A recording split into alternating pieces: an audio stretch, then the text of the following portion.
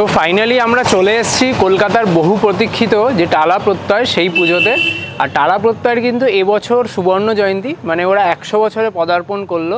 তো আপনারা পিছনে দেখতেই পাচ্ছেন, এখন যেহেতু আমি এটা পুজো মানে প্রিভিউ পাশে আছি, তো একদম খালি। বা টালা প্রত্যয় কিন্তু ভীষণ ভিড় থাকে। এই পাশে দেখাতে বলবো একবার, পুরো বাসের ব্যারিকেড করা আছে, যেখানে লাইন থাকবে আর 2 দিন পর থেকে। আর পিছনে প্রচুর ডিসপ্লে রয়েছে। তাহলে চলুন এগিয়ে যাই শতবর্ষে টালা প্রত্যয়ের কী চমক রয়েছে সেটা দেখার জন্য।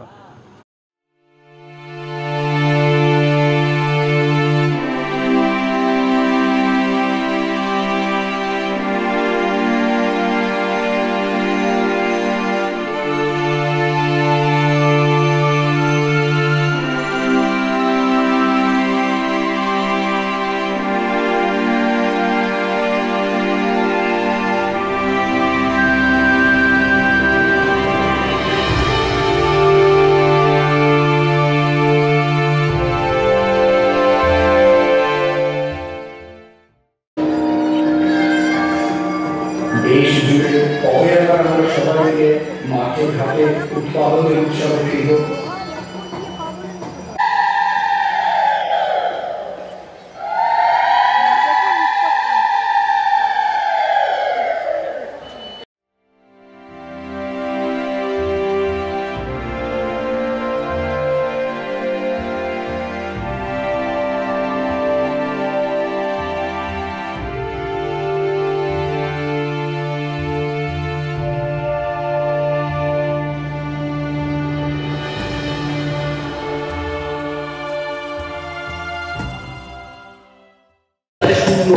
শতবর্ষে টালা প্রত্যয়ের যে ভাবনা, বীজ অঙ্গন, সেটা কিন্তু যে কীটনাশক এবং যে বীজ মানে যারা ফসল ফলায় তাদের ফ্যামিলিরই কিন্তু বহু লোক সেই ফসলের যে কীটনাশক হয় তার থেকে আক্রান্ত হয়, এটাই কিন্তু এরা তুলে ধরেছে।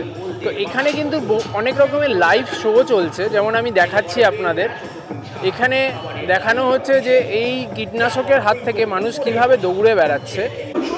এখানে যেমন দেখুন, বিভিন্ন সবজির একটা ডুপ্লিকেট মতো করে দেখানো হচ্ছে। সো দেখুন, এখানে অসাধারণভাবে পিছন থেকে লাইট এফেক্ট দিয়ে স্ক্রিনের ওপর একটা যাত্রার মতো করা হয়েছে।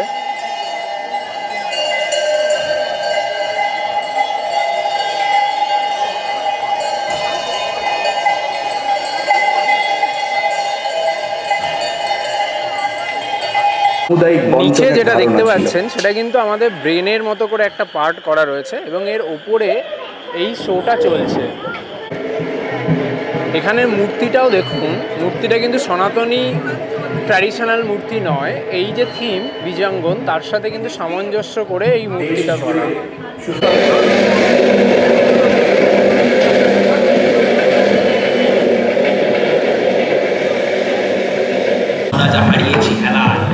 ব্রেকফাস্ট লাঞ্চ আর ডিনারটা শিখেছি, বিশ্বাস খুব তার ব্যাপার। আমি বলি কি, তবে শোনো মন্দির, বীজের মাহাত্ম দিচ্ছি শিখিয়ে। চাল যেন কতকার ছিল এখানে, প্রবাদ শুনেছ কত চাল কত কোনটাতে মুড়ি হয়।